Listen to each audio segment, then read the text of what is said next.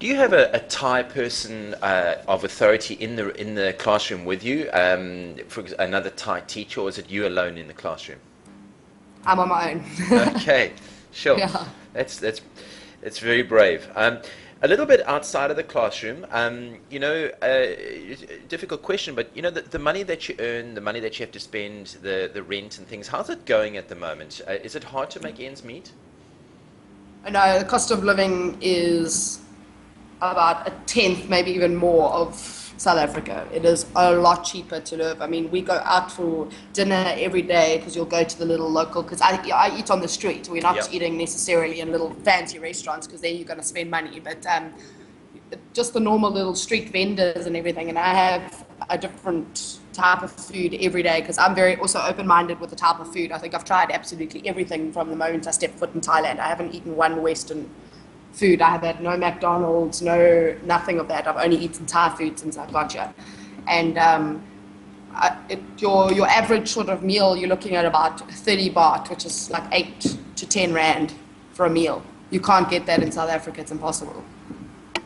And That South Africa, you'll be eating a packet of chips for 10 rand. So, that's right. and it's healthy, yeah. The money that you make, you can have a decent life over there, right? No, definitely, yeah. There's money. You always have money at the end. I mean, it depends also what your reasons for coming to Thailand for, like whether you're saving money to pay off a debt, or I mean, there's obviously various people have various reasons for coming. But generally speaking, even if you're on the sort of lower end bracket, your foreign teachers, just as an example, the Thai teachers here earn 10,000 baht, whereas a foreign teacher like I would be earning 25,000. So I'm over double than what the Thais are earning, and they've a lot of them have got children, so they've also got to take care of their kids.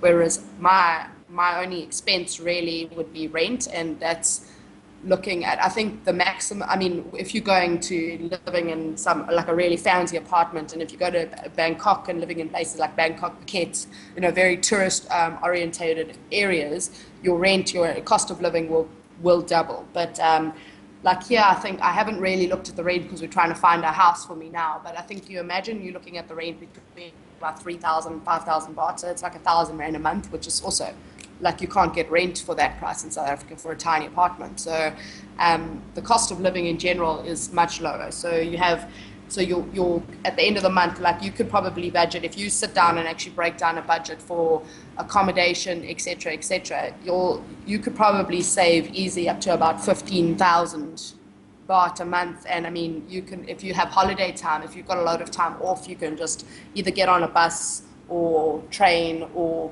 plane if you want to and fly to any part of Thailand. I've now already had to do a border run to Laos, so did a 10-hour bus ride to Laos, got off in Vientiane, stayed the night there to sort out my visa to come back. So, and the buses are also, I mean, everyone's always the culture here is incredibly friendly and incredibly helpful. So even if they don't understand you, they will do their absolute best to try and help you. So you will get on a bus. I mean, everything's in Thai. All the bus schedules are in Thai. You have no idea what it says, but you're going to work it out. I have yet to get completely lost. I've got on buses to Nakhon Sawan, to Ang Thong. I mean, and the way a bus works here is completely bizarre to me because they barely even stop the bus, and you're like getting off and they're like, okay, you're off and the bus is gone, and you look worried or stressed about anything since I've been here. People say, oh, you need to look out for yourself and whatever, watch your bags. It's a completely different world to what we used to in South Africa, where here we lock our doors, make sure our handbags are safe next to us. Here you leave, I mean, I can leave my computer at a restaurant and walk down the road to go buy airtime and come back and my laptop will still be there because they don't believe in taking what's not theirs. So it's a complete, and everyone is incredibly friendly and incredibly welcoming, and they go out of their way to help you. So even if they don't understand you, they will try their best to help you. Amazing. I think you've answered my question. And a lot of young ladies before they leave South Africa worry about the culture and worry about their safety. And has there ever been a time that you felt intimidated at all? No, not at all.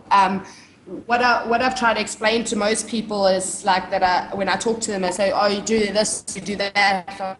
You're going to Bangkok, you must watch your handbags. And I said, you've got to understand one thing. I mean, okay, besides the fact that I've lived in various places and I'm somewhat mature in the way I think, that I do know that you've got to watch yourself and everything. I mean, it all comes down to any foreign country you go to. It all comes down to common sense, really. I mean, it doesn't matter where you are. It's all about common sense. It's about knowing where your stuff is. It's about making sure you're not walking in the middle of a city at like 3 o'clock in the morning by yourself. I mean, it's just how things work. But in terms of, I mean, I've wandered through Bangkok at like 11 at night and I haven't even been stressed. And that's probably the more dangerous area of Thailand because it's a lot of tourists. And if anything, if you're attacked or your stuff gets stolen, it's more than likely going to be somebody that's foreign, not a Thai. So it's a very interesting place. So in terms of, I mean, like in terms of how we've been brought up in South Africa with watching our security, and I mean, like we've got the problems of like rapes and hijacks. It's nothing like that in Thailand. Your safety is, you're absolutely fine. You can leave your stuff. It just comes down to common sense, as it is with, I mean, even in South Africa, it all comes down to common sense. So safety is not a problem. I can comfortably travel the whole of Thailand on my own with nobody with me, and I'll be perfectly safe. I haven't stressed about it for 1 second. I've never felt threatened. I've never felt out of place.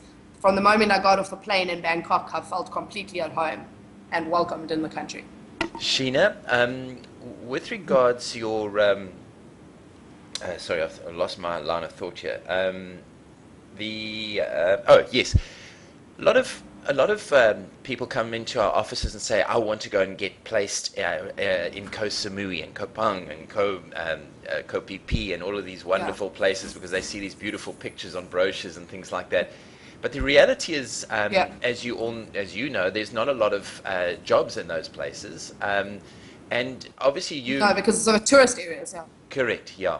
And but the way I'm understanding you is that you're in a situation where you are able to work, earn enough money, and you can still visit those places quite afford. You can afford to do that.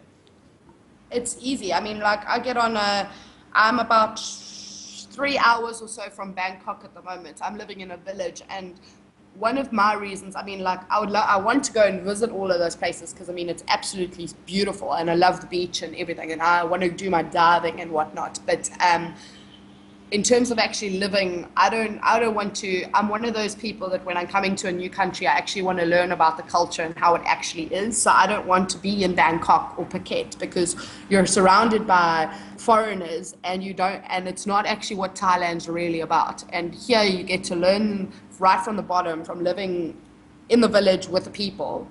You actually get to know what the true culture is about and what the true country is about. So, I mean, I get on a bus, I can get on a van from here to Bangkok and can go stay there for the weekend. It takes me 3 hours and it costs me 160 baht.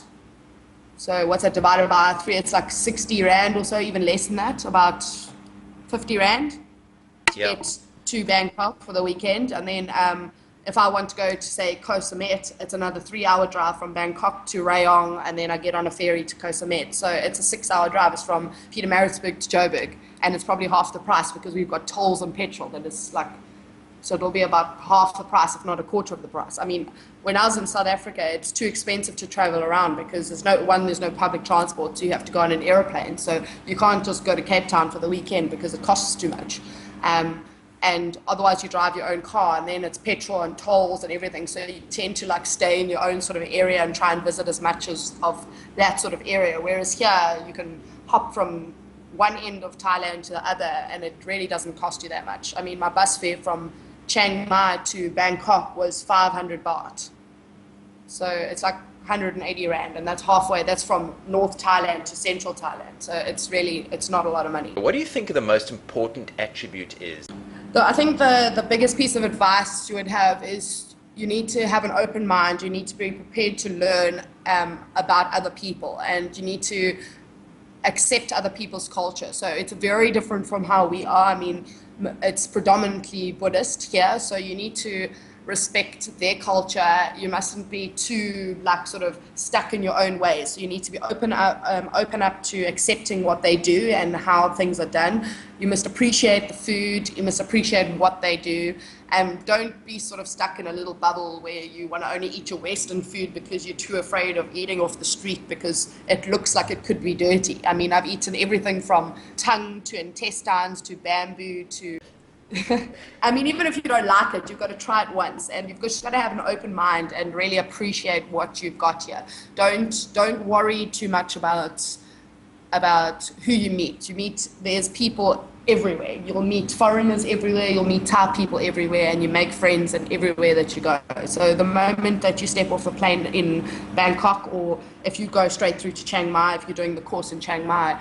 I mean, Chiang Mai was amazing. It's filled with foreigners, but it's a lot sort of quieter sort of city than Bangkok. It's not as intense and crazy, and you just get around really easily. As a Westerner, you can get ripped off quite a lot. You'll learn to negotiate, and it does help once you learn to realize what the going rate is. You'll know when you're being ripped off. But when you first get there, you won't know for sure, so you kind of just go with the flow. But you start to learn certain things, and you'll be like, oh, I'm only supposed to pay 20 baht to get on the Songtao. And then it'll be like, and they'll say to you 60 baht, and you're like, no. And then they're like, oh, okay, wait, she actually knows what she's talking about, and then they'll drop it down. So you do start to learn how to negotiate, but every so often you'll still get what they call the Falang price, which is a foreigner's price.